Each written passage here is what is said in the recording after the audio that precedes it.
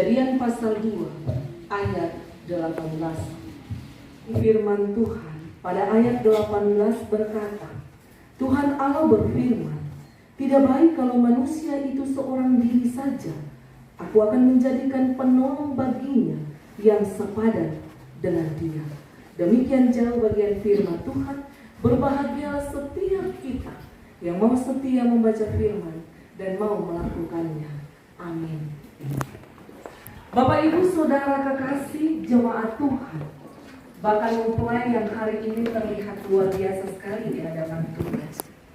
Bersyukur di hari ini Tuhan merancangkan segala sesuatu dalam pikiran dan rencananya. Dia selalu merancangkan sesuatu bagi umat manusia, tidak pernah ada di luar kemampuan Allah. Allah selalu melihat betapa besar umat ciptaannya, betapa mulia dan berharga umat ciptaan Allah. Ketika Allah membentuk segala sesuatu dalam kehidupan manusia, Allah punya rencana dalam hidup setiap manusia. Segala sesuatu yang Allah rencanakan dalam setiap kehidupan manusia selalu ya dan amin. Tidak pernah gagal apa yang menjadi rencana Allah. Pujian tadi menyatakan sebuah ucapan syukur kepada Tuhan. Ketika Tuhan mempersatukan mempelai di hari ini, Tuhan akan memberikan kehidupan dan kebahagiaan. Tuhan akan menyatakan berkat dan cinta di tengah-tengah kehidupan mempelai yang ada di depan kita. Bapak Ibu Saudara, berkisar dari pembacaan kita di hari ini, pasti kita tahu semua bagaimana pada masa Allah menjadikan dunia ini. Allah menciptakan segala isinya, baik itu tumbuh-tumbuhan, binatang, makhluk hidup, dan semua yang ada. Allah tahu bahwa ketika Allah taruh itu dalam penciptaannya, ada maksud Allah supaya penciptaannya itu dilestarikan, terus ada dalam mengalami anugerah Allah. Ketika Allah melihat keindahan itu terjadi, Allah katakan bahwa tidak lengkap kalau tidak ada manusia. Maka Allah ciptakan manusia. Allah jadikan manusia pada waktu itu supaya manusia bisa menjaga, memelihara, bahkan melestarikan apa yang menjadi ciptaan Allah. Ini semua Allah buat supaya manusia juga mengalami anugerah itu. Bapak Ibu Saudara, tetapi ketika semuanya telah lengkap, Allah bilang manusia itu dia tidak baik kalau hidup seorang diri. Dia harus punya penolong, dia harus punya pendamping yang harus ada bersama dengan dia. Maka dijadikanlah manusia perempuan untuk mendampingi manusia laki-laki, supaya ada kelengkapan, ada sebuah hal yang dilihat di mata Allah bahwa mereka saling bekerja sama.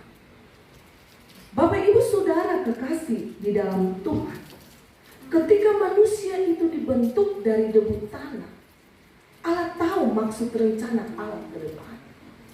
Manusia tetap harus menjaga apa yang menjadi keputusan Allah. Tetapi bagian ini manusia tidak menjaga itu.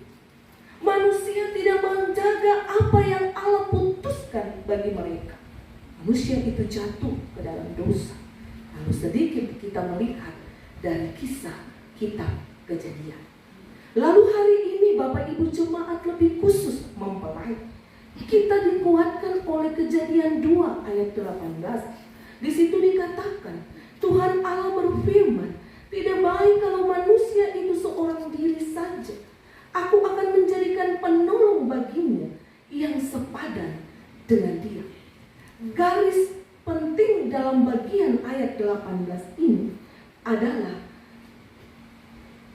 Allah menjadikan penolong baginya yang sepadan. Bapak Ibu, pengertian sepadan ini adalah sebuah pengertian yang seimbang. Sama, timbal baliknya, tidak ada berat sebelah, tidak ada yang kuat, tidak ada yang lemah. Tapi dia harus berjalan seimbang. Dia harus berjalan sepadan. Dia harus sama-sama kuat dan dikuatkan. Dia tidak boleh berkata bahwa karena saya suami, saya yang harus lebih kuat. Karena saya istri, jadi saya harus lebih lemah. Oh tidak. Kata sepadan ini menggarisbawahi untuk kehidupan manusia bahwa harus berjalan dalam keseimbangan, berjalan dalam kesatuan, kesatuan hati, kesatuan pikiran, dan kesatuan pemahaman. Kalau manusia laki-laki dan perempuan memiliki dimensi kehidupan seperti ini, maka rumah tangganya tidak akan pernah berantakan. Ini dijaga baik, dipelihara baik, dan terus ini menjadi anugerah bagian dari rencana dan pekerjaan Allah. Sepadan, sama kuat. Kalau lemah, sama lemah. Tapi harus saling menguatkan. Menguatkan dengan cara bagaimana? Menguatkan dengan tiap saat hidup tidak jauh dari firman Allah. Hidup harus memperkatakan firman dalam kehidupan ini. Karena firman itu akan menjadi dasar yang kuat bagi kehidupan rumah tangga Kristen. Kasih adalah dasar hidup hubungan suami dan istri. Kalau kasih itu menjadi dasar utama bagi setiap orang Kristen, keluarga Kristen, pasti persoalan yang datang bisa kita selesaikan. Persoalan seberat apapun dapat diselesaikan. Orang Kristen yang hidup karena firman, rumah tangganya akan berdampak berkat Allah. Tapi yang kita lihat kenyataannya, banyak orang Kristen, keluarga Kristen yang tidak hidup sepadan karena firman Tuhan. Suami katakan saya kuat, kau harus tunduk pada saya. Perempuan dia akan katakan saya istri, saya juga harus kuat. Kalau dimensi hidup perempuan dan laki-laki mempertahankan ini dalam hidup, dalam hubungan keluarga, kapan rumah tangga ini mau punya kesatuan hati? Keluarga Kristen hidup bukan karena kekuatan dan hikmat, tapi dia hidup karena anugerah Allah. Ini kata sepadan.